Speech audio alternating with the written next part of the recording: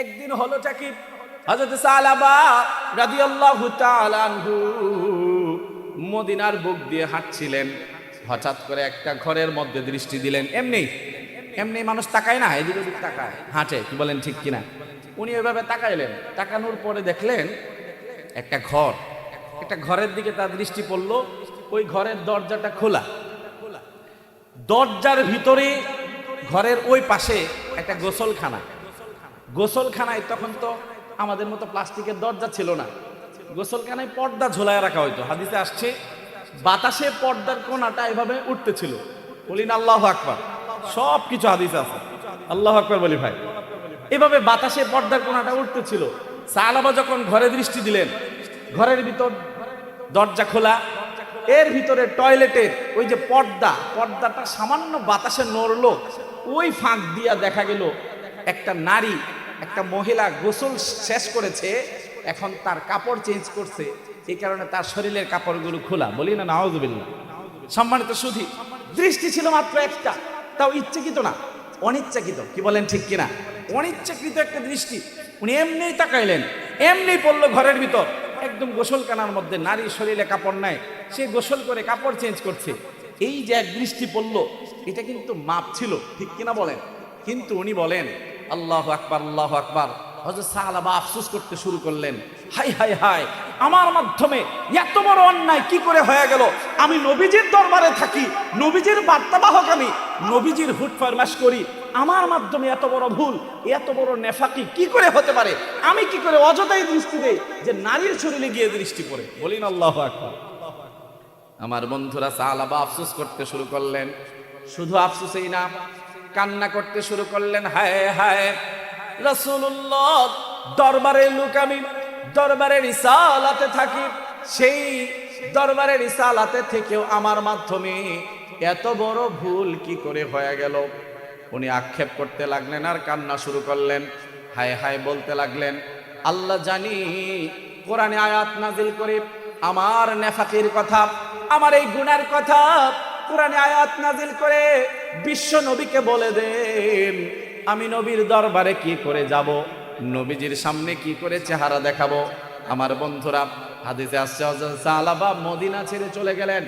এই আফসোস করতে করতে, হ্যাঁ জানি আল্লাহ আয়াত নাজিল করে নবীজিকে জানায়া দেন, উনি চলে গেলেন মদিনা ছেড়ে, এক পাহাড়ে চড়লেন। ওই পাহাড়ের চূড়ায় আল্লাহর দিকে হাত বাড়িয়ে কান্না করতেছিলেন, রব আমাকে ক্ষমা করে দাও। গুনাহটা বুঝছেন কি গুনাহ? এটা কি গুনাহ হয়েছে না মাপ? মাপ লাকাল উলা, প্রথম দৃষ্টি মাপ। সম্মানিত সুধী, কিন্তু দেখেন সাহাবাদের কতটুকু সতর্কতা। আমার বন্ধুরা, দীর্ঘদিন চলে গেল।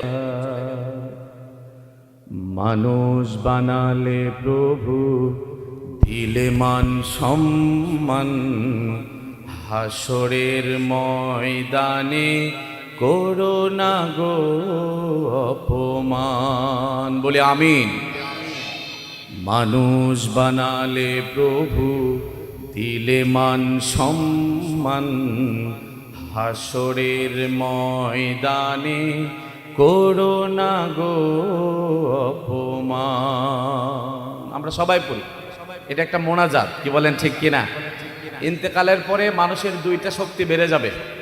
ইন্তেকালের পর আবার যখন আমরা পুনরুত্থান হব না সবাই? কবরে যাব, আবার পুনরুত্থান হব, আমাদের আবার জীবন আসবে, তখন মানুষের দুইটা শক্তি বেড়ে যাবে। ইমাম গাজালি রাহিমাহুল্লাহ তার কিতাবে লিখেন, মানুষের এক নম্বরে যে শক্তি বাড়বে সেটা হচ্ছে চামড়ার ফিলিংস ক্ষমতা, চামড়ার ইহসাস। এখন তো আমরা যা ব্যথা পাই, আমরা যখন পুনরুত্থান হব ইন্তেকালের পর, তখন এর থেকে হাজার হাজার গুণ বেশি ব্যথা আমরা অনুভব করব। বলিন আল্লাহু আকবার। আর এই কারণে আল্লাহ পাক কোরআনে বলেছেন, কুল্লামা নাদিজাত জুলুদুহুম বাদদালনাহুম জুলুদান গায়রাহা লিয়াযুকুল আযাব। হাসরে যখনই আমাদেরকে শাস্তি দেওয়া হবে, চামড়া পুড়ে যাবে, চামড়া পুড়তে দেরি হবে, আল্লাহ নতুন চামড়া জন্ম দিতে দেরি হবে না। কেন? যেন আমরা শাস্তি বেশি পাই।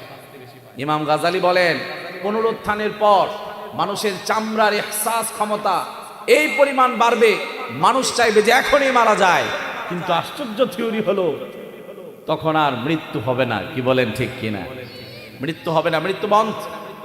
জান্নাত জাহান্নামের মাঝখানে আমরা কিতাবে পড়েছি, দুম্বার আকৃতি দিয়ে মৃত্যুকেই কোরবানি দিয়ে দেওয়া হবে।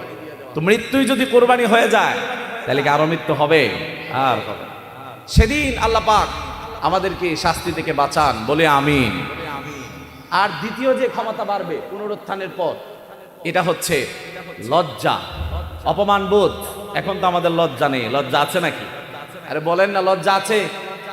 এখন বলবেন আছে, কিন্তু আমি বলবো আমাদের লজ্জা খুবই কমে গেছে। কারণ লজ্জা এই পরিমাণ কমেছে, আজকের গ্রামগুলোতে ঈদের পর দিন, বিশেষ দিনগুলোতে বাবা ছেলে একসাথে জঙ্গলে বসে জুয়া খেলে। কি বলেন ঠিক কিনা? শুধু খেলেই না, বাপে পাহারা দেয় ঘরের বাহিরে, আর ভিতরে ছেলে জুয়ারিদের সাথে জুয়া খেলে। এমন কাহিনী এলাকায় আছে না নাই? কতটুকু লজ্জাহীনতা হলে, লজ্জা চলে গেলে আমরা এরকম করতে পারি বলুন? লজ্জা আছে আমাদের? আমার ছেলে আমার মেয়ে, আমার ছেলে আমার মেয়ে আবাদত বন্দিগি করে আমার চমৎকার একটা জীবন, তারা বিবাহতে যাবে, সুন্দর একটা জীবন লাইফ লিড করবে, এটাই তাদের কামনা থাকে। কিন্তু বাবাদের মায়েদের স্বপ্ন থাকে কিছু। এখন মুরব্বীরা কিছু স্বপ্ন অটোমেটিক করে, বলে মনের আফিত্তি। কি কয়? মনের আফিত্তি কি? স্যারাডারে বিয়া করাইবো, বিরাট বাজনা টাজনা দিয়া 3 দিন পর্যন্ত বাজনা বাজায়া সারা জীবন যত আমল করেছিল, যে আমলের কারণে এই মেয়েটা এই ছেলেটার জীবনে দাম্পত্য জীবনে সুখ হইতো, শান্তি হইতো, 3 দিনের বাজনা বাজানোর কারণে টোটাল সবকিছুই জলাঞ্জলি দিয়ে দেয়। ঠিক কিনা বল? সারা জীবন যুবক আবাদত করেছে, যুবতী আবাদত করেছে, এখন সংসারের জীবনে যাবে, নতুন মানুষের সাথে সংসার, নতুন ফ্যামিলির সাথে বন্ধন, নতুন সমাজের সাথে পরিচয়। এখানে সুখের শান্তির দরকার আছে না নাই বলুন? আছে। ওখানে 3 দিন পর্যন্ত বাপের বাড়িতে ধুম বাজনা বাজিয়ে জীবনে যত আমল করেছিল সব নষ্ট করে তারপর যায় সংসার করতে, আর এই সংসারে অল্প কিছু দিনে ভেঙে যায়। ঠিক কিনা বল? এই কারণে লজ্জা উঠে গেছে, উঠে গেছে দেখেই তো এগুলো করি আমরা। ঠিক কিনা বলেন? বাপে মায়ের সামনে, মা বাপ সব একসাথে বসা, হ্যাঁ, বিয়া বাড়িতে আত্মীয় স্বজন সবাই আসছে, চতুর্মুখী আত্মীয় স্বজন বিয়া বাড়িতে আসে, আসে কিনা বলেন? সবার সামনে যখন মমতাজের গানের টান শুরু হয়, হ্যাঁ, বিভিন্ন কি অপাশানি বলে দাও, এগুলো যখন বলে, তখন ছেলেটার সামনে আমি বাবা হয়ে কিভাবে শুনি এই গানটা? হ্যাঁ, মেয়েটার সামনে বাবা হয়ে ফাটতে যায়, এই গান কিভাবে শুনি বলুন? লজ্জা আছে আমাদের? লজ্জা নাই।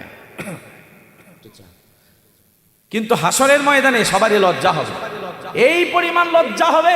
ইমাম গাজালি বলেন, সামান্য শাস্তি যদি আল্লাহ দেন, মানুষের মন চাইবে যে এখনই আমি নিঃশেষ হয়ে যায়, মাটির সাথে মিশে যায়, মাটিটা ফারক, আমি ভিতরে ঢুকে যাই। কিন্তু আশ্চর্য হলো, সেদিন কোনো ইন্তেকাল হবে না। ঠিক কিনা বলে? আল্লাহ পাক সেদিন আমাদের অপমানিত না করুন, বলে আমিন। আরো জোরে বলে আমিন। মানুষ বানালে প্রভু, দিলে মান সম্মান, হাসরের ময়দানে করোনা গো অপমান। পাপগুলো ঢেকে রেখো, ভালোবেসে কাছে রেখো, পাপগুলো ঢেকে রেখো, ভালোবেসে কাছে রেখো, কণ্ঠে বাজিয়ে রেখো রাসূলের গান। হাসরের ময়দানে করোনা গো অপমান প্রভু, হাসরের ময়দানে করোনা গো অপমান। আল্লাহ পাক আমাদের সবাইকে একসাথে জান্নাত দান করুন। আরো জোরে বলে আমিন। যারা এখানে আসলাম, বসলাম, পর্দার আড়ালে যারা আছি, মায়েরা বোনেরা, সবাইকে একসাথে আল্লাহ চাইলে জান্নাত দিতে পারেন। কি বলেন ঠিক কিনা? একসাথে সবাইকে জান্নাতুল ফেরদাউস নসিব করে দিন, বলে আমিন। ইঞ্জিনটা চইলা গেলে হাইরে হাইরে হায়, ডাব্বটা পয়রা রইব এই যে দুনিয়ায়। মাটির দেহ খানি মাটিতে বিছায়, সঙ্গী সাথী আইব ফিরা নাইরে নাইরে নাই। ইঞ্জিনটা চইলা গেলে হাইরে হাইরে হায়। 3.5 হাত মাটির ঘর, অন্ধকার সেই কবর, আলোকে জ্বালাইব খবর রাখলি না। মাওলা যদি থাকেন রাজি, আলো জ্বালাইব মাঝি, মাওলা যদি থাকেন রাজি, আলো জ্বালাইব মাঝি, নইলে যে দুঃখ কষ্টের সীমা নাই রে নাই। ইঞ্জিনটা চইলা গেলে হায় রে হায়। হাসরের ময়দানে কি জানি কি হবে, আরশের ছায়া মিলবে কি না জানি না। ঠিক কিনা বলে? আল্লাহ পাক সেদিন হাসরে আরশের ছায়া আমাদের আসন করে দিন, বলে আমিন। হাসরের ময়দানে কে জানে কি হবে, আরশের ছায়া মিলবে কি না জানি না। থাকবে না কোনো স্বজন, ইয়া নাফসি মন, থাকবে না কোনো স্বজন, ইয়া নাফসি মন। ওই পারে পুণ্য ছাড়া, ওই পারে সওয়াব ছাড়া মুক্তির উপায় নাই। কি বলেন ঠিক কিনা?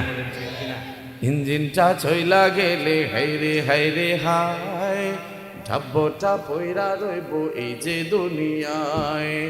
মাটির এই দেহ খানি মাটিতে বিছায়, সঙ্গী সাথী আইব ফিরা নাই রে নাই। ইঞ্জিনটা চইলা গেলে হায়রে হায়। আল্লাহ পাক আমাদের কবর সুন্দর করে দিন, বলে আমিন। আরো জোরে বলে আমিন। أعوذ بالله من الشيطان الرجيم. بسم الله الرحمن الرحيم. قل للمؤمنين يغضوا من أبصارهم ويحفظوا فروجهم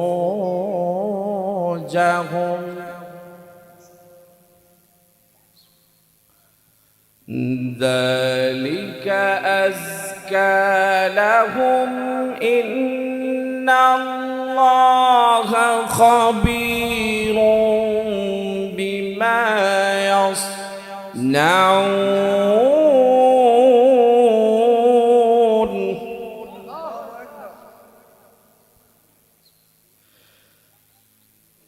قل للمؤمنين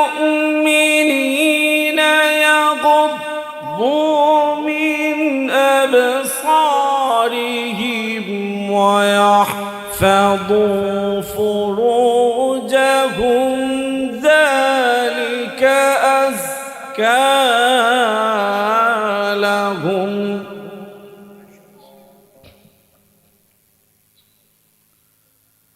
ذلك أزكى لهم إن الله خبير بما يصنعون.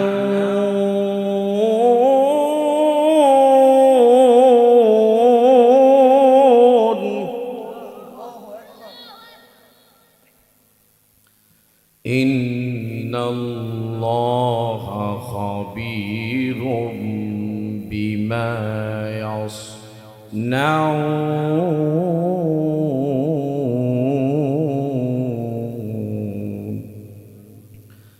صدق الله العظيم.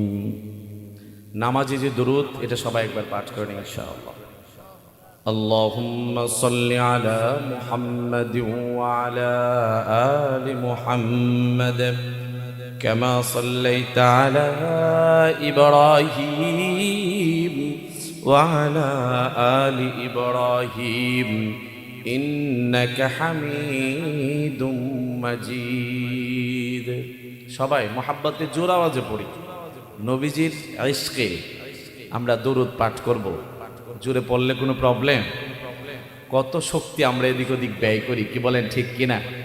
একটু সবাই একদম যুবক কিশোর সবাই শিশু সবাই আমরা জোরে পড়ি। আবার আল্লাহুম্মা সাল্লি আলা মুহাম্মাদ ওয়া আলা আলি মুহাম্মাদ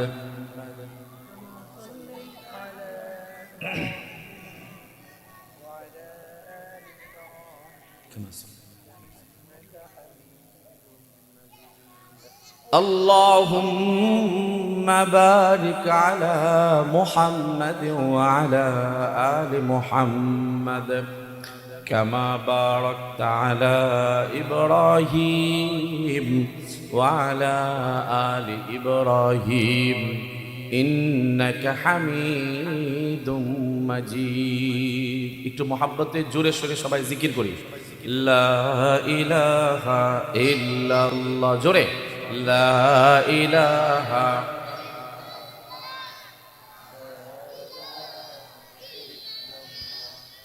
লা ইলাহা ইল্লাল্লাহ ইল্লাল্লাহ লা ইলাহা ইল্লাল্লাহ লা ইলাহা ইল্লাল্লাহ মুহাম্মাদুর রাসূলুল্লাহ। পূর্ব কুমারপুর পুরাতন জামে মসজিদ প্রবাসী ও যুব সমাজের উদ্যোগে আয়োজিত প্রথম বার্ষিক ইসলামী মহাসম্মেলনের মধ্যমণি পরম শ্রদ্ধাভাজন সভাপতি সাহেব উপস্থিত আছেন মুআজ্জাজ মুকাররম উলামায়ে হাদারাত, পর্দার আড়ালে বসে কথা শুনছেন সম্মানিতা মুসলিমা মা বোনেরা, আমার সামনে উপবিষ্ট আজকের মাহফিলের প্রধান আকর্ষণ ধর্মপ্রাণ ইসলাম প্রেমী কোরআন প্রেমী পিতৃতুল্য মুরব্বিয়ানে আজম যুব সমাজ সর্বস্তরের জনতা, সবাইকে জানাচ্ছি এই প্রথম মাহফিলের পক্ষ থেকে মোবারকবাদ। এটা প্রথম বার্ষিক মাহফিল, আমরা দোয়া করি আল্লাহ পাক কিয়ামত পর্যন্ত জারি করে দিন, বলে আমিন। আমার আল্লাহ যদি চান এই মাহফিলের উসিলায় পুরা এলাকার সবাইকে জান্নাত দিতে পারেন, ঠিক কিনা বলেন? মেহনত, এই যে মেহনত, এই পরিশ্রম, এই আয়োজন, এটাকে আল্লাহ হাসরের ময়দানে নাজাতের ওসিলা হিসেবে কবুল করুন, বলে আমিন। সম্মানিত সুধী, সম্মানিত হাজিরিন, আমি সবসময় বিষয়ভিত্তিক কথা বলতে চেষ্টা করি। আজকে খুব চমৎকার একটা মাহফিল এবং আয়োজনটাও সুন্দর, আমার খুব ভালো লেগেছে। আমি যখন এখান থেকে আসলাম যখন এখানে, তখন থেকেই শুনছি সকল ওলামায়ে কেরাম এখানে খুব চমৎকার একদম জীবন ঘনিষ্ঠ কথা বলছেন, খুব ভালো লাগছিল। আপনাদের সাপোর্ট, আপনাদের উপস্থিতি বলছে আজকে এখানে যারা আছে এবং হাদিস সত্য যারা বসছে, যারা বাইরে আছে, সবাই যদি এখানে চলে আসে, প্যান্ডেলের ভিতরে যারা আছে, আল্লাহ পাক সবাইরে জীবনের সব গুনাহ মাফ করে দিবেন, কি বলেন ঠিক কিনা? এটা আমার বিশ্বাস, কেন জানি মনে হচ্ছে সবাইকে মাফ করে দিবেন আল্লাহ চাইলে। সব পারেন কিনা বলেন? কি বলেন, পারেন কিনা? আল্লাহু আকবার, জোরে বলে আল্লাহু আকবার।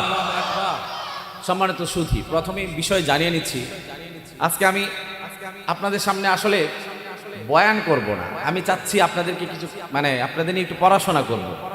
এটা একটা কোরআনের ক্লাস, কি বলেন ঠিক কিনা? আমরা সবাই এই মুহূর্তে কোরআনের ছাত্র, যদিও আমি নগণ্য আপনাদের টিচার, আর আমরা সবাই কোরআনের ছাত্র, আমরা সবাই কোরআনের ছাত্র, কি বলেন ঠিক কিনা? বলিন আলহামদুলিল্লাহ। কোরআনের ছাত্র হতে পারে কি ছোট কোনো বিষয়? যে চাই হতে পারে? হতে পারে না তো। এলাকাতে কত মানুষ দেখবেন কোরআন পারে না, ঠিক কিনা বলেন? কোরআন শিখতে পারে নাই। আল্লাহর পক্ষ থেকে চৌজেন যারা, আসমান থেকে গ্র্যান্টেড যারা, তারাই কেবল কোরআনের ছাত্র হতে পারে, ঠিক কিনা বলেন? তাইলে এই মুহূর্তে আমরা সবাই কোরআনের ছাত্র, খুশি না বেজার? জোরে বলেন খুশি না বেজার? তাইলে কারা কারা খুশি না একটু হাত তুলি। এই মাশাআল্লাহ। হ্যাঁ, আমি চাচ্ছি আপনাদের অ্যাটেনশন, বিবেক দিয়ে সব কথা শুনতে হবে, আবেগ দিয়ে নয়, আমলের নিয়তে। যারা হাত তুলেছে হাত নামাই ভাই, যারা হাত তুলেছে তারা কিন্তু খুশি, ঠিক কিনা বলেন? কিন্তু আমরা খুশি, একটু হুশ আছে, ওনারা এই পরিমাণ খুশি, খুশির ছেলায় হুশ পর্যন্ত নাই, ঠিক কিনা বলেন? তার মানে বেশি খুশি। আল্লাহু আকবার, আল্লাহু আকবার। সম্মানিত সুধী, যেহেতু class, as a class we have to learn something. Class হিসেবে আমাদের কিছু শিখতে হবে। আদর্শ ছাত্ররা চুপ করে থাকে না। আমি কোরআনের পড়া শুরু করছি, যাই জিজ্ঞেস করব আওয়াজ করতে হবে, পারবেন তো ইনশাআল্লাহ? আল্লাহু আকবার, আল্লাহু আকবার। সম্মানিত সুধী, সম্মানিত হাজিরিন, আমি যে আয়াত তেলাওয়াত করলাম, এই আয়াতের নিরিখে একটা বিষয় সামনে চলে আসে, সেটা হচ্ছে পর্দা। সেটা কি? পর্দা। কিন্তু পর্দা বলতেই আমাদের মাথায় যেটা চলে আসে, সবাই আপামর জনতা সবার পর্দার নাম শোনার সাথে সাথে মাথায় যেটা চলে আসে সেটা হচ্ছে পর্দা কারা করে। হ্যাঁ, এটাই আমি ভাবছিলাম অনেকটা উত্তর আসবে। পর্দা কারা করে? নারীরা। আমরা সবাই এটা জানি, কিন্তু আল্লাহ কিন্তু প্রথম টার্গেট নারীদের করেননি, প্রথম নারীদের কথা বলেননি। আল্লাহ প্রথম টার্গেট করেছেন পুরুষদের। কি বলেন, ঠিক কিনা? কোরআন এটা বলছে। দেখুন, আজকে আমরা পর্দা নারীদেরকে ইম্পোজ করে দিচ্ছি, নারীদেরকে চাপিয়ে দিচ্ছি। নারীরা পর্দা করবে, আমরা করব না, আমাদের দরকার নাই, আরে পুরুষের নাকি পর্দা আছে, এই ধরনের একটা টেন্ডেন্সি চলছে। আবার একদম সুন্দর করে জিজ্ঞেস করলে বলে হ্যাঁ পুরুষও করতে হবে, তবে নারীরা পর্দা করবে। কি বলেন, ঠিক কিনা? অনেকে তো আছে মুরব্বীরা, এরা যদি বিয়ে শাদিতে যায়, ছেলে মেয়ের বিয়ে ঠিক করবে, তখন কিন্তু আমরা জিজ্ঞেস করি ছেলেটা কেমন, হ্যাঁ পেঁয়াজ টেয়াজ খায় কিনা, পেঁয়াজ মরিচ, হ্যাঁ গাঞ্জা টাঞ্জা খায় কিনা, এগুলো জিজ্ঞেস করি। ভালো কিনা, নামাজ রোজা করে কিনা, এগুলো সব জিজ্ঞেস করি। কিন্তু কখনো কি ভেবে দেখেছেন, কেউ কখনো জিজ্ঞেস করে না ছেলেটা পর্দা করে কিনা? করে? বলেন, আরে বলেন না, করে? করে না। এই কারণেই তো যত সমস্যা, যত ইফটিজিং, যত ধর্ষণ, আজকে অবৈধ এই যে পরকিয়া, সব কিছু হচ্ছে পর্দা ছেড়ে দেওয়ার কারণে। ঠিক কিনা বলেন? অথচ মেয়েদের যদি আমরা মেয়েটাকে বিয়ে করাবেন, মেয়েটা কেমন, হ্যাঁ সব খুঁটিনাটি জিজ্ঞেস করি, এবং সব থেকে বেশি যেটা জিজ্ঞেস করি সেটা হলো পর্দা করে কিনা। ঠিক কিনা বলেন? কিন্তু ছেলের ক্ষেত্রে জিজ্ঞেস করি না। অথচ আল্লাহ সর্বপ্রথম টার্গেট করেছেন ছেলেদের, ছেলেদেরকে বলেছেন, পুরুষদের বলেছেন। আল্লাহ বলছেন কুল্লিল মুমিনিন কুল্লিল মুমিনিনা ইয়াগুদ্দু মিন আবসারিহিম ওয়া ইয়াহফাযু ফুরুজাহুম যালিকা আযকা লাহুম ইন্নাল্লাহা খাবীরুম বিমা ইয়াসনাউন। আমার বন্ধুরা, আল্লাহ কিন্তু সর্বপ্রথম টার্গেট করেছেন পুরুষদেরকে। প্রথম কথা নারীদের বলেন নাই, ও নারীরা তোমরা তোমাদের দৃষ্টি নিচে রাখো, এই কথা প্রথম নারীদের বলেন নাই, বরং প্রথমে আমার আল্লাহ বলেছেন পুরুষদেরকে, এই পুরুষেরা, কথা বলবো না, এই পুরুষেরা তোমরা তোমাদের দৃষ্টি নিচে রাখো। তাহলে আমাকে বলেন, কোরআনে আয়াত হলো প্রথম পুরুষদের কথা, তাহলে পর্দা কারা করবে? নারীরা নাকি? এক নম্বরে নারীরা, আর পুরুষরা দ্বিতীয় নম্বরে, নাকি পুরুষরা আগে? পুরুষরা আগে। সম্মানিত সুধী, এখানে দেখেন আল্লাহ পাক বলার ধরনটা কি, আল্লাহ পাক কিভাবে টার্গেট করেছেন। সর্বপ্রথম আল্লাহ পাক টার্গেট করেছেন কুল লিল মুমিনিন, মুমিনদের আপনি বলে দিন, ও মুমিনেরা, ইয়াগুদ্দু মিন আবসারিহিম, তোমরা তোমাদের দৃষ্টি নিচে রাখো। আমি তাফসীর করছি, তাফসীরের বিষয়গুলো একটু পয়েন্টিক হয়, শব্দে শব্দে পয়েন্ট হয়। সম্মানিত সুধী, কুল লিল মুমিনিন, হে নবী আপনি মুমিনদের বলে দিন, এই আল্লাহর ওলিরা তোমরা দূরে দূরে বসো, এক একজন এক এক জায়গায়, নয় তো চলে যাও অথবা পিছনে যাও, এক একজন এক এক জায়গায় বসো। হ্যাঁ আল্লাহর ওলি তোমরা সবাই যাও, বসো এদিক ওদিক, কথা বলছো তো একটু এখানে আসো, এখানে যাও। ক্লাসে বসে কথা বলা যায় না? ক্লাসে বসে কথা বলা যায়? বলি আল্লাহু আকবার। সম্মানিত সুধী, আল্লাহ টার্গেট করেছেন, দেখেন কুল লিল মুমিনিন, মুমিনদের বলুন, ইয়াগুদ্দু, তারা যেন নিচে রাখে, মিন আবসারিহিম, তাদের দৃষ্টি। আল্লাহ পাক টার্গেট কি করেছেন? দৃষ্টিকে। ঠিক কিনা? সরাসরি বলেন নাই, হে নবী আপনি মুমিনদের বলুন এরা যেন এদের হাতকে কন্ট্রোলে রাখে, এরা যেন এদের জবানকে কন্ট্রোলে রাখে। পর্দার ব্যাপারে এ কথা বলেন নাই, এরা যেন পুরো বডিটাকে নিয়ন্ত্রণে রাখে। নো, আল্লাহ সর্বপ্রথম টার্গেট করেছেন, হে নবী আপনি মুমিনদের বলে দিন তোমরা তোমাদের দৃষ্টি নিচে রাখো। তাফসীর করছি তো, আল্লাহ পাক প্রথম কেন দৃষ্টিকে টার্গেট করলেন? দৃষ্টির সাথে কিসের তো রিলেশন? হেই দৃষ্টি নিচে রাখো, দৃষ্টি নিচে রাখো। এরপর গিয়ে আল্লাহ বলেছেন 100% নারীরা তোমরা তোমাদের ইজ্জত আব্রু সব ঢেকে রাখো। কিন্তু প্রথম টার্গেট করেছেন কাকে? দৃষ্টি শক্তিকে। বলুন না, প্রথম কাকে টার্গেট করেছেন? পুরুষ, এবং পুরুষদেরও দৃষ্টিকে। হে পুরুষেরা দৃষ্টি নিচে রাখো। দৃষ্টিকে কেন টার্গেট করলেন এ ব্যাপারে মুফাসসিরিনে কেরাম চমৎকার ব্যাখ্যা এনেছেন।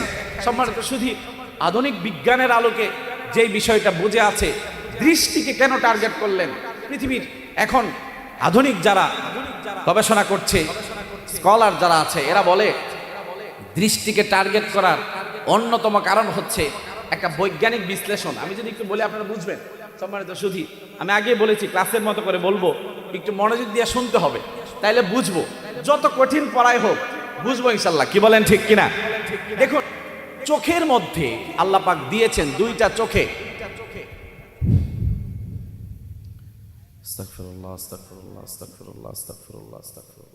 আমি বলেছি, একটু ব্যাখ্যা করছি। 130 মিলিয়ন লাইট রিসিপ্টর। লাইট অর্থ আলো, রিসিপ্টর মানে হচ্ছে আলো গ্রাহক, গ্রাহক ধরে, রিসিভার। সম্মানিত সুধী, তাহলে আমাকে বলুন, চোখে কি আছে? 130 মিলিয়ন লাইট রিসিপ্টর আছে, আলো গ্রাহক, ছোট ছোট কোষ সাদৃশ, শ্যালের মতো, যেটা আমরা চোখে দেখি না নর্মাল চোখে। চোখের মধ্যে এমন আছে 130 মিলিয়ন লাইট রিসিপ্টর। এটার মাধ্যমে আমরা দেখি সবকিছু। যদি এগুলো কমে যায় তাহলে আমার মতো চশমা লাগে। কি বলেন ঠিক কিনা? যদি কমপ্লিট থাকে তখন আমরা সুন্দর দেখতে পারি। কিন্তু আল্লাহ পাক চোখে দিয়েছেন দুই চোখে 130 মিলিয়ন লাইট রিসিপ্টর। এই লাইট রিসিপ্টরের কাজ হলো, বিজ্ঞান বলে, যখন কোনো আকর্ষণীয় বস্তুতে আমাদের দৃষ্টি পড়ে, কি বললাম? আকর্ষণীয় বস্তু, তার মানে কি? যেটা আকর্ষণ না এমন বস্তু না। যেমন নারীরা, নারীরা কি আকর্ষণীয় না? নারীরা আকর্ষণীয়, নারীদের দেখলেই আকর্ষণ হয়, দেখলেই আকর্ষণ হবে যদি পরনারী হয়। সম্মানিত সুধী, এই কারণে বিজ্ঞান বলে, যদি আকর্ষণীয় কোনো বস্তুতে আমাদের দৃষ্টি পড়ে তাহলে 130 মিলিয়ন লাইট রিসিপ্টর ওই জিনিসটাকে গ্রহণ করে 70 কিলোমিটার বেগে। কত কিলোমিটার বলুন না? কত কিলোমিটার? আমি এটা জপাচ্ছি কারণ তাইলে পরের পড়াটা বুঝে আসবে সুন্দর। 130 মিলিয়ন লাইট রিসিপ্টরের মাধ্যমে আমরা যখন দেখি আকর্ষণীয় বস্তু, সে আকর্ষণীয় বস্তুকে আমাদের চোখ গ্রহণ করে 70 কিলোমিটার বেগে। বলুন না কত কিলোমিটার বেগে? 70 কিলোমিটার বেগে। আবার যখন আমরা আকর্ষণীয় না, যেমন একটা বলেন গোবর, হ্যাঁ, অথবা মানুষের মল, হ্যাঁ, গু আছে না নাই, এগুলোতে যদি আমাদের দৃষ্টি পড়ে ভাল লাগে না? না, ঠিক না? আমরা দূর দূর করতে থাকি। বিজ্ঞান বলে, এই যে যেটার আকর্ষণ নাই, বিশ্রী জিনিসে যদি দৃষ্টি পড়ে তখন এই 130 মিলিয়ন লাইট রিসিপ্টর ঠিকই আছে, কিন্তু আর 70 কিলোমিটার বেগে এটা গ্রহণ করে না। তখন পার্সেন্টেজ চলে আসে 10, 15, ওই পর্যন্ত 10, 15 এই পার্সেন্ট গতিতে এটা গ্রহণ করে।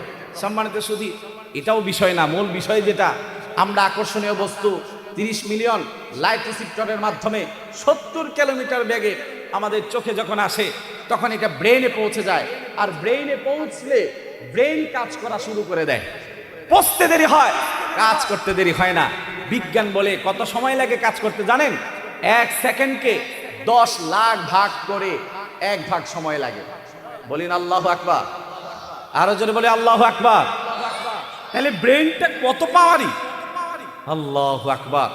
ব্রেইনে 70 কিলোমিটার বেগে যখন পৌঁছায়, পৌঁছাইতে দেরি হয়। ব্রেইন এটাকে নিয়ে কেমিক্যাল রিঅ্যাকশন তৈরি করতে দেরি হয় না, কাজ করতে দেরি হয় না। সময় লাগে একটা সেকেন্ডকে 10 লাখ ভাগ করে মাত্র 1 ভাগ সময়। আল্লাহু আকবার বলবেন না?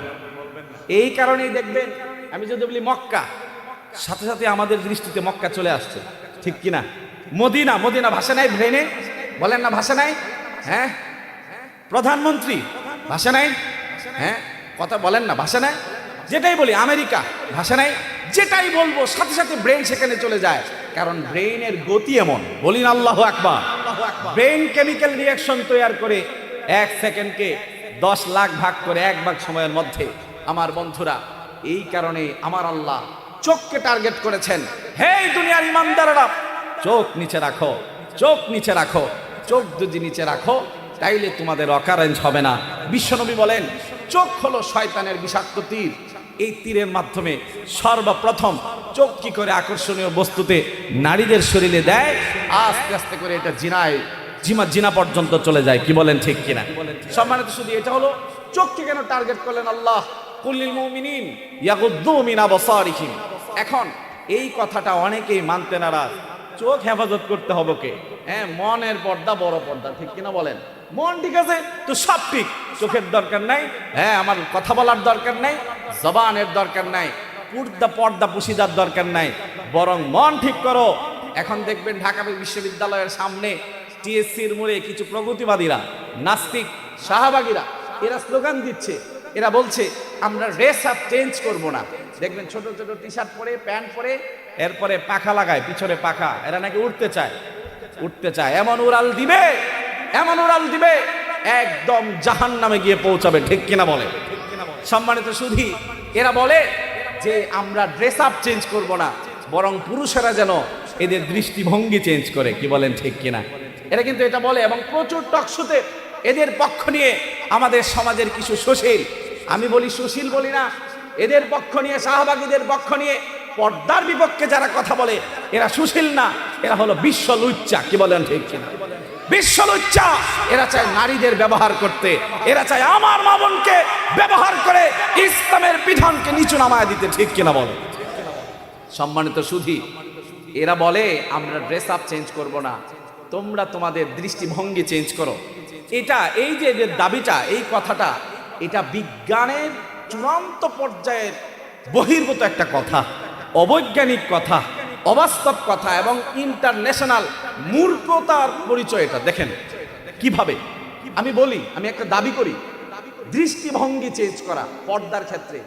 এরা ড্রেস আপ চেঞ্জ করবে না, পর্দা করবে না, বরং তোমরা দৃষ্টিভঙ্গি চেঞ্জ করো, যেন তোমাদের মনের মধ্যে কোনো আকর্ষণ তৈরি না হয়। এই যে এদের দাবি দৃষ্টিভঙ্গি চেঞ্জ করা, এটা কিয়ামতের আগেও সম্ভব না। কি বলেন ঠিক কিনা? এটার ব্যাখ্যা আমি করছি। আমি দাবি করলাম কি কিয়ামতের আগেও দৃষ্টিভঙ্গি চেঞ্জ করা সম্ভব না। কেন? দেখেন কেন? কারণ আমার আল্লাহ নারীদের বানিয়েছেন, শরীরে অনেক রকম হরমোন আছে, আছে না নাই? অনেক রকম হরমোন আছে। নারীদের শরীরে সব থেকে বেশি যে হরমোনটা পাওয়া যায় সেটা হচ্ছে অ্যাসিডিটি। সেটা কি বলেন না? সেটা কি?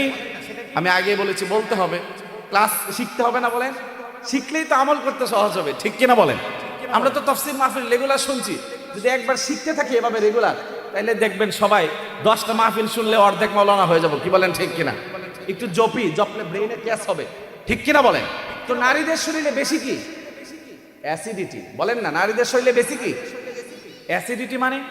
অ্যাসিডিটি মানে হচ্ছে অম্ল, অ্যাসিডিটি মানে হচ্ছে টক টক ভাব। টক চিনি না আমরা? চুক্কা, সুক্কা আমরা এলাকায় কর। ঠিক কিনা কন? সুক্কা, এই যে টক টক ভাব, এটা নারীদের শরীরে বেশি। এই কারণেই ডাক্তাররা নারীদের চিকিৎসা করে কিভাবে? যদি নারীদের কখনো বহুমূত্র রোগ হয়, অর্থাৎ চোখের নিচে কালো দাগ পড়ে গেছে, চেহারাটা শুকিয়ে যাচ্ছে, কেমন যেন ফ্যাকাশে, লাবণ্যতা চলে গেছে, তখন ডাক্তারের কাছে গেলে ইউরিন টেস্ট দেয়, আর ইউরিন টেস্ট দিয়ে বলে যে তার বহুমূত্র রোগ হয়েছে। মানে হলো তার পেশাবের সাথে এই অ্যাসিডিটি ক্ষয় হচ্ছে, ক্ষারকীয় ক্ষয় হচ্ছে। যখন অ্যাসিডিটি ক্ষয় হয়, এই টক টক ক্ষয় হয়, তখন নারীরা দেখবেন বেশি পরিমাণ টক খাইতে চায়। এই কারণে প্রেগনেন্ট নারী যারা, এরা বেশি টক খাইতে চায়। ঠিক কিনা বলেন?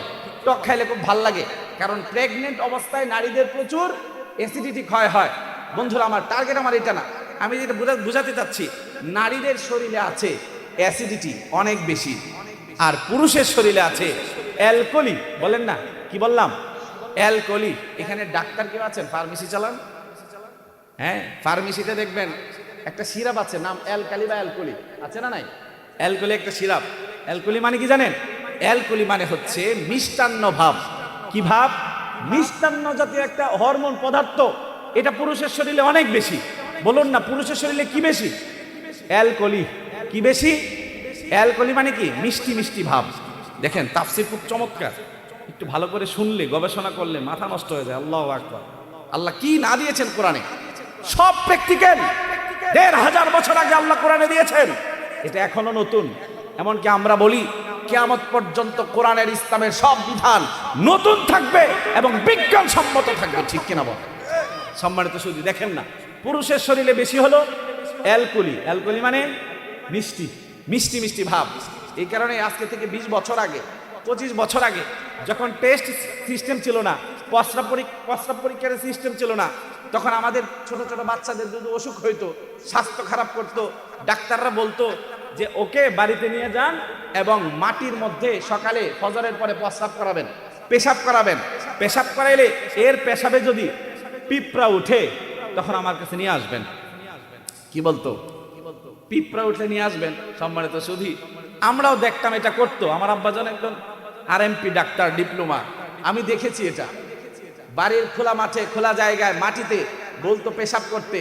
পেশাব করলে এই পেশাবে যদি পিঁপড়া উঠতো, ডাক্তার তখন বুঝতো তার পেশাবের সাথে ক্ষারক্ষীয় অর্থাৎ ওই যে অ্যালকোহলি ক্ষয় হচ্ছে, মিষ্টান্ন ভাব ক্ষয় হচ্ছে। আর যখন মিষ্টান্ন ভাব ক্ষয় হয় তখনই ওই পেশাবের মধ্যে পিঁপড়া ওঠে। বলিন আল্লাহু আকবার। এই কারণে অনেকেই অনেক সময় গিয়া দেখবেন বাড়িতে কমটের মধ্যে যে কমট থাকে না, ওই কমটের মধ্যে কি করে পিঁপড়া হাঁটতেছে দেখবেন। বুঝতে হবে এই বাড়িতে কেউ না কেউ আছে যার অ্যালকোহলি ক্ষয় হচ্ছে। কি বলেন ঠিক কিনা? সম্মানিত সুধীর, এটাও বিষয় না, মূল বিষয় যেটা নারীদের শরীরে হচ্ছে অ্যাসিডিটি বেশি, পুরুষের শরীরে হচ্ছে অ্যালকোহলি বেশি। বিজ্ঞান দেখেছে অ্যালকোহলি হরমোন আর অ্যাসিডিটি হরমোনকে কাছাকাছি অবস্থানে এরা সায়েন্স ল্যাবের ভিতরে মেশিনের মধ্যে ভরে দেখেছে।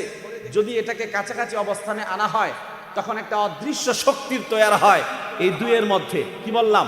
দুইটাকে যদি কাছাকাছি অবস্থানে আনা হয়, অ্যাসিডিটি অ্যালকোহলি কাছাকাছি অবস্থানে আনলে তৃতীয় আরেকটা শক্তি তৈরি হয় এদের মাঝখানে। ওই শক্তির নাম হচ্ছে অ্যাফিনিটি। বলিন আল্লাহু আকবার। অ্যাফিনিটি, অ্যাফিনিটি মানে কি? আসক্তি, আকর্ষণ, উত্তেজনা, মনের টান, অ্যাট্রাকশন, এটা তৈরি হয়, শাহাওয়াত তৈরি হয়। আমার বন্ধুরা, বিজ্ঞান এটা প্রমাণ করলো। বিজ্ঞান প্রমাণ করলো অ্যাসিডিটি অ্যালকোহলি যদি কাছাকাছি অবস্থানে থাকে তৃতীয় আরেকটা শক্তির তৈরি হয় যেটাকে বলে অ্যাফিনিটি। অ্যাফিনিটি মানে আকর্ষণ। ও আমার ভাইয়েরা, আমরা কেন বুঝি না আল্লাহ পাক নারীদের শরীরে দিয়েছেন অ্যাসিডিটি, পুরুষের শরীরে দিয়েছেন অ্যালকোহলি। আর অ্যালকোহলি অ্যাসিডিটি বিজ্ঞান বলে, পদার্থ বিজ্ঞান বলে, যখন কাছাকাছি অবস্থানে আসবে তৃতীয় শক্তির তৈরি হবে যেটা হচ্ছে অ্যাফিনিটি। যদি অ্যাসিডিটি এবং অ্যালকোহলি একজনকে আরেকজন দেখে, অর্থাৎ নারী আর পুরুষ, অ্যাসিডিটি অ্যালকোহলি যখন একজনকে আরেকজন দেখবে অটোমেটিক অ্যাফিনিটি তৈরি হবে, আকর্ষণ তৈরি হবে, অ্যাট্রাকশন তৈরি হবে, শাহওয়াত তৈরি হবে, উত্তেজনা তৈরি হবে। পৃথিবীর কোনো শক্তি নাই এদের মধ্যে এই অ্যাফিনিটি তৈরি বন্ধ করে দেওয়ার। এই কারণে আমাদের কথা হলো জীবনেও দৃষ্টিভঙ্গি চেঞ্জ করা সম্ভব না, বরং আল্লাহ বলেছে পর্দা করো, শরীর ঢাকতে হবে। শরীর যদি ঢাকো কখনোই অ্যাসিডিটি অ্যালকোহলি একসাথে হলেও অ্যাফিনিটি বা আকর্ষণ উত্তেজনা তৈরি হবে না। কি বলেন ঠিক কিনা? এই কারণেই তো আল্লাহ বলেছেন যুইনা লিন্নাসি হুব্বুশ শাহাওয়াত মিনান নিসাই ওয়াল বানিনা ওয়াল কানাতির ওয়াল মুকাতারাতি মিনাদ যাহাবি ওয়াল ফিদ্দাতি ওয়াল খাইলিল মুসাওয়ামাতি ওয়াল আনআমি ওয়াল হারথ। আমার বন্ধুরা, আল্লাহ বলেছেন যুইনা লিন্নাস, মানুষদের জন্য সুশোভিত করে দিয়েছেন। অর্থাৎ পুরুষেরা যারা আছে সকল দুনিয়ার সকল পুরুষের জন্য নারীদেরকে সুশোভিত করে দিয়েছেন। জুইনা, জুইনা মানে কি? সুশোভিত। সুশোভিত মানে মানে আকর্ষণীয়। নারীদেরকে দেখলেই অটোমেটিক অ্যাফিনিটি তৈরি হবে। পৃথিবীর কোন পুরুষের শক্তি নাই, সে যত বড় আল্লাহর ওলি হোক, সে যত বড় সাহাবী হোক, যত বড় তাবী হোক, আর মুফাসসির মুহাদ্দিস দূর কি বাত হ্যায়, যে কেই হোক, যদি নারীদের দিকে তাকায় অটোমেটিক অ্যাসিডিটি আর অ্যালকোহলির কারণে তৃতীয় শক্তি তৈরি হবে। সেটা কি? অ্যাফিনিটি হবেই হবে। এই শক্তি তৈরির একটাই সিস্টেম। আল্লাহ বলেছেন তাকাইবা না, আল্লাহ বলেছেন দৃষ্টি নিচে রাখো, আল্লাহ বলেছেন পর্দা করো। কোনদিন কেউ এই পর্দার বিধানকে কি বলে অকেজু করতে পারবে না। এটা অহেতুক, এটা দরকার নাই, দৃষ্টিভঙ্গি চেঞ্জ করলেই সমাধান, এটা কেউ বলতে পারবে না। বরং তাদের এই যুক্তি চিরবিজ্ঞানের বাহিরে, অবাস্তব যুক্তি। কি বলেন ঠিক কিনা? সম্মানিত সুধী, এই কারণে আল্লাহ বলেছেন দৃষ্টি নিচে রাখো, দৃষ্টি নিচে রাখো। যদি দৃষ্টি নিচে রাখো তোমাদের কোনো গুনাহ হবে না। সম্মানিত সুধী, আল্লাহর নবী সাল্লাল্লাহু আলাইহি ওয়াসাল্লাম হযরত আলী রাদিয়াল্লাহু তাআলা আনহুকে বলেছিলেন, হে আলী, এখন একটা ফতোয়া আমাদের যুব সমাজ দেয়। আমাদের যুব সমাজ কি করে? একটা ফতোয়া দেয়, হ্যাঁ, কয়েকবার দেখা যায় আছে। কি বলেন ঠিক কিনা? এই কারণে দেখবেন ওই যে কুমারপুরের রাস্তার মোড়ে ওইখানে দাঁড়ায় রয়েছে, আর মেয়েরা যাচ্ছে স্কুলে মাদ্রাসায় পড়তে, ওরা এক দৃষ্টি দেয়, এক দৃষ্টি এই যে তাকায় রয়েছে, এক দৃষ্টি যায় আছে, পাতি আর ফেলে না। ঠিক কিনা কোন? যতক্ষণ দেখা যায় এক দৃষ্টি। সম্মানিত সুধী, এই হাদিসের চমৎকার একটা প্রেক্ষাপট আছে, আপনাদের বলি, মনে পড়ছে। কি বলেন? কথায় কথা আছে। হযরত আলী রাদিয়াল্লাহু তাআলা আনহু তখন এই যে পিচ্চিদের মতো ছোট, পর্দার বয়স হয় নাই তখনও। আলী রাদিয়াল্লাহু তাআলা আনহু কিন্তু নবীজির সাথে থাকতেন। ঠিক কিনা বলে? ওনার বাবা ছিলেন আবু তালিব। আবু তালিবের অনেক পোলাপান ছিল। আমার বন্ধুরা, আবু তালিব নবীজির চাচা। ঠিক কিনা বলেন? অনেক পোলাপান ছিল, এতগুলো বাচ্চাদের দেখশন উনি করতে পারতেন না, খুবই কষ্ট হতো। এই কারণে বিশ্বনবী গিয়া বললেন, ও চাচা যান, আপনার তো অন্য ভাইয়ারা আছে বড় লোক, আপনার কিছু পোলাপান এক একজনকে এক একটা দায়িত্ব দিয়ে দেন, ওরা যদি তাদের ঘরে খায় আপনার উপর চাপটা কম হবে। এক কাজ করুন, এই ছোট ছোট আলীটাকেও আমাকে দিয়ে দেন, আমার সাথে থাকুক, ছেলে তো আপনারই, আমার সাথে থাকলে আমার সাথে খাইলে আপনার কি হবে, একটু চাপটা কম হবে। এটা কিন্তু আমরা সমাজে করি, অনেকে করি কিনা বলে, করি। সম্মানিত সুধী, নবীজি এই কারণে আলীকে নিজের বাড়িতে রাখতেন। আর হলোটা কি, একদিন নবীজি যাচ্ছেন কোথাও, আলী রাদিয়াল্লাহু আনহুর সাথে ছোট মানুষ আলীকে কি করলেন, উটের উপর অথবা ঘোড়ার উপর বসালেন, আর নবীজি যাচ্ছিলেন সামনে দিয়ে হেঁটে। এখন কিছু নারীরা এখানে দাঁড়িয়েছিল, গল্প করছিল। নারীরা বাড়ির সামনে দাঁড়িয়ে থাকে না, তখন ইসলামের প্রাথমিক যুগে কিছু নারীরা দাঁড়িয়েছিল। আলী রাদিয়াল্লাহু তাআলা আনহু ছোট মানুষ, পর্দা হয় নাই, এরপরেও দেখতেছিলেন বারবার। এই উটের পিঠে বসে কি দেখতেছিলেন, এভাবে তাকিয়েছিলেন। নবীজি ফলো করলেন, আলী তাকিয়ে রয়েছে কোন দিকে, মেয়েদের দিকে। আলী কিন্তু পর্দার বয়স হয় না, ছোট। দেখেন নবীজি যা বলেছেন সব হলো। কিয়ামত পর্যন্ত পৃথিবীতে যত উম্মত আসবে সবার জন্য চির নতুন মাসালা, কি বলেন ঠিক কিনা? নবীজি আলীকে বললেন কিয়ামত পর্যন্ত আমাদেরকে শিক্ষা দেওয়ার জন্য। দেখেন নবীজি কি করলেন, হাদিসের প্রেক্ষাপটটা এমন, আলী রাদিয়াল্লাহু তাআলা যখন তাকিয়ে আছেন, নবীজি তার পিঠ দিয়ে আলীর চোখের সামনে এভাবে পিঠটাকে নিয়ে নিলেন। এখন আলী রাদিয়াল্লাহু খুব মনোযোগ দিয়ে দেখতেছেন কি গল্প করে, বাচ্চারা আছে সাথে খেলাধুলা করতেছে। এখন উনি তাকায় রয়েছেন, নবীজি কি করছেন, পিঠটা এভাবে নিয়ে গেছেন, আলী দেখতে পারে না। তখন আলী কি করছেন, এইভাবে আবার চলে আসছেন, বলিন আল্লাহু আকবার। আর নবীজিও আবার পিঠের দিকে নিয়ে আসছেন বডি। দুইবার যখন এমন করছেন, তখন আলী রাদিয়াল্লাহু আনহু বুঝতে পারছেন, তখন হুশ আসছে আর কি, হুশ আসছে আর বুঝতে পারছেন এই আমার চাচাতো ভাই। নবীজি কি চাচাতো ভাই না? আল্লাহু আকবার বলি, চাচাতো ভাই। ভাইজান তো বুঝা বলছে, নিচের দিকে মাথা দিয়ে রাখছেন। তখন নবীজি ডাকলেন, হে আলী, ইয়া আলী লা তাত্তাবি'ন নাদরাতান নাদরাতা। এই হাদিস রাওয়ায়াত করেছেন হযরত বুরাইদা রাদিয়াল্লাহু তাআলা। বলেন আল্লাহু আকবার। হযরত বুরাইদা বলেন, নবীজি আলীকে ডাক দিয়া বললেন, ইয়া আলী, ইয়া আলী লা তাত্তাবি'ন নাদরাতান নাদরাতা ফাইন্না লাকাল উলা ওয়া লাইসাত লাকাল আখিরাহ। হে আলী, তুমি এক দৃষ্টিকে আরেক দৃষ্টির অনুসারী বানায়ো না। ফাইন্না লাকাল উলা, প্রথম দৃষ্টিটা তোমার, অর্থাৎ প্রথম দৃষ্টি যেটা এমনি অনিচ্ছা সত্ত্বে পড়ে গেছে, ওইটা মাপ, ওইটা কি মাপ। ওয়ালাইসাত লাকাল আখিরাহ, কিন্তু দ্বিতীয় দৃষ্টি যেটা, ওইটা কিন্তু তোমার না। দ্বিতীয়বার যদি তাকাও তাহলে গুনাহ হবে। বলিন আল্লাহু আকবার। সম্মানিত সুধী, এই তো হাদিসের প্রেক্ষাপট। আলী রাদিয়াল্লাহু তাআলা বললেন, একবার দৃষ্টি পড়ছে, এটা লাকাল উলা, প্রথমটা তোমার, এটা মাপ তোমার জন্য, দ্বিতীয়বার কিন্তু তাকাইবা না। আমাদের যুব সমাজ কয়, এই যে নবীজি কইছে একবার তাকানো যাইবো, এই যে তাকাইছে, এই মাশাআল্লাহ, কি বলেন ঠিক কিনা? এখন অবস্থা খারাপ, পর্দার অবস্থা এত খারাপ, এখন তো মুরব্বীরাও তাকায় থাকে, কি বলেন ঠিক কিনা? হ্যাঁ, যুবকরা সবাই তাকায় থাকে, বুড়ারাও তাকায় থাকে। কেন? কারণ হলো আমাদের মায়েরা বোনেরা পর্দা তো করে, কিন্তু এই পরিমাণ জঘন্য টাইপের বুরকা পরে। আমার এক উস্তাদ ছিল, উনি বলতেন যে এই যে বুরকার ডিজাইনগুলো যারা করছে, মনটা চায় এদের ধৈর্য আইনে পিটায়া একদম সাইজ করে দিই। বুরকার যে ফ্যাশন ডিজাইনার, হুজুর বলতেন যে ওরে যদি কবরে থাকে ওইখান থেকে আইনারে পিটানো দরকার, মনের রাগে বলতেন। দেখেন না আপনারা বুরকার যে স্টাইল, অনেকে বুরকা পরে কিন্তু চেহারাটা খোলা রাখে, ঠিক কিনা বলেন? আবার এমন কাটিং এর বুরকা পরে যে কেউ তাকাইতে বাধ্য হবে। আল্লাহ পাক সবাইকে বুঝদান করুন, বলে আমিন। বুরকা পরা বুরকা ছাড়া হাট বাজারে ঘুরে তারা, কেউ বা আবার বুরকা পরে মুখটা খোলা রেখেছে, ঠিক কিনা বল? কিয়ামতের আলামত এসে গেছে, তাই তো ঘরের নারী রাস্তায় নেমেছে, ঠিক কিনা বলেন? সম্মানিত শুধু দৃষ্টি হেফাজত করতে হবে, এক দৃষ্টি মাপ।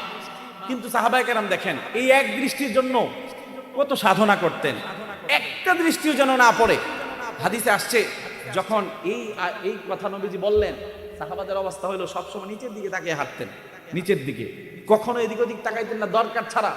এমনকি ইমাম আবু হানিফা ইমাম আবু হানিফা ইমামুল আজম রাহিমাহুল্লাহ, ওনার জীবনে যদি পড়েন দেখবেন তিনি একবার শহর দিয়ে হাঁটছিলেন, এমনিই হঠাৎ দৃষ্টি ফিরাইছেন এভাবে উপরের দিকে, একটা বিল্ডিং পাঁচতলা, ওই বিল্ডিং এর দিকে এভাবে দৃষ্টি ফিরাইছেন এবং পাঁচতলার উপরে রেলিং এর মধ্যে একটা মেয়ে এভাবে ধরে দাঁড়ায় ছিল।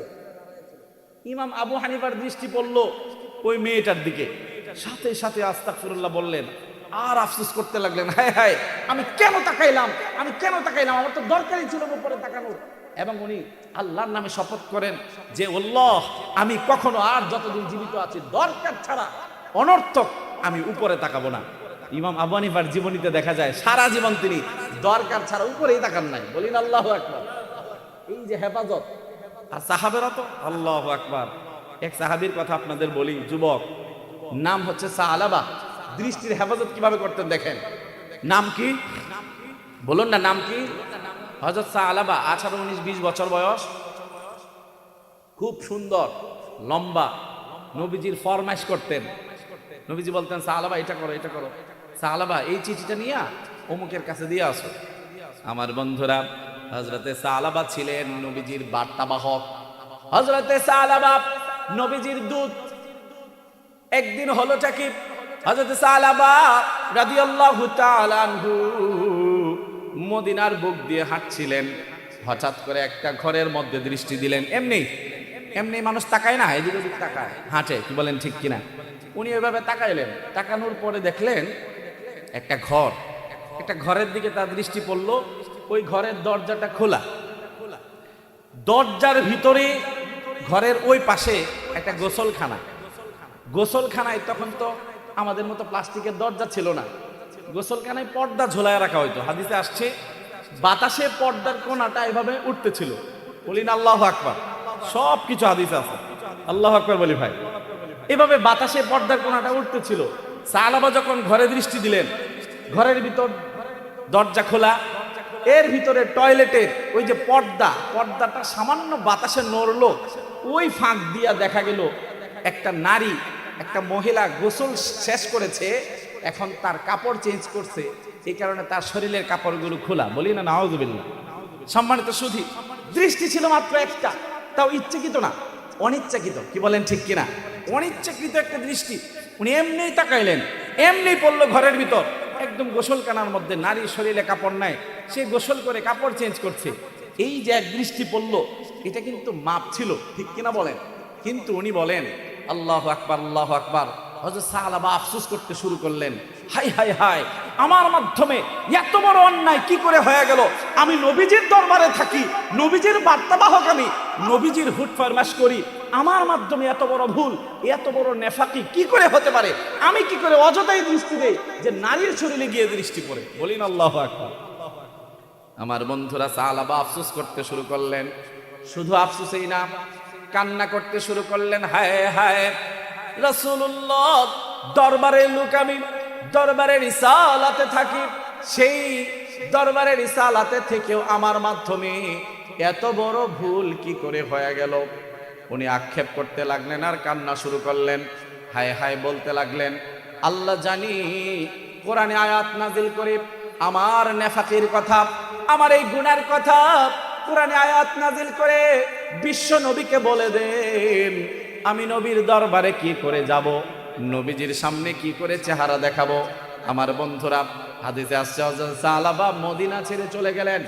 এই আফসোস করতে করতে, হ্যাঁ জানি আল্লাহ আয়াত নাজিল করে নবীজিকে জানায়া দেন, উনি চলে গেলেন মদিনা ছেড়ে, এক পাহাড়ে চড়লেন।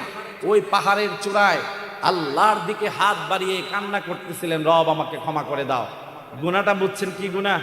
এটা কি গুনাহ হয়েছে না? মাপ, মাপ, লাকাল উলা, প্রথম দৃষ্টি মাপ। সম্মানিত সুধী, কিন্তু দেখেন সাহাবাদের কতটুকু সতর্কতা। আমার বন্ধুরা দীর্ঘদিন চলে গেল, বন্ধুরা দীর্ঘদিন চলে গেল, বন্ধুরা দীর্ঘদিন চলে গেল, বন্ধুরা দীর্ঘদিন চলে গেল।